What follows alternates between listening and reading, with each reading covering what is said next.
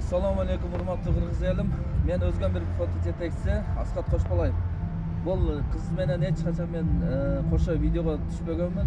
Ушул кызды мен сиздерге тааныштырып кетейин деп чечтим. Бул кыз ошо Өзгөн бир фонддун төрайымы Хадича Сүйөргүл кызы болот. Мен бул кызга мен бир сюрпризим бар. Азыр буну эмоциясын көрөбүз, бирок айткан эмесмин. Ушул маалга чейин өзүм кыялданып жүргөн белекти Кудай буйрса азыр тапшырамын. Сиздердин коштооңуздар менен.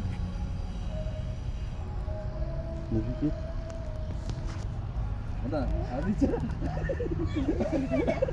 Ошол мына ушу белекти тартууладым. Хадича ушу жакшы күндөргө иштетип коесуна. Мен көптөн бери кыялданган күн ушул эле күндө да.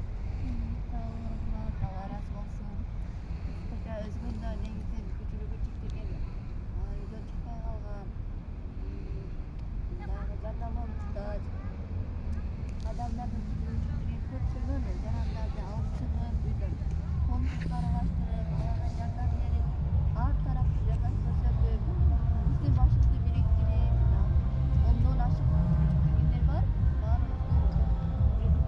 Ondan alıp gelip, aray sayın yüzünden alıp çıkıp, bizim başımızı biriktirip, köyümüzü kötürüp, gelip, komşuları, yakşı mağdayım, vakilerde başladık, elçimizi girip, çoğunluğuna Бүгүн ошо бүгүнкү датаны белгилеп кетейин.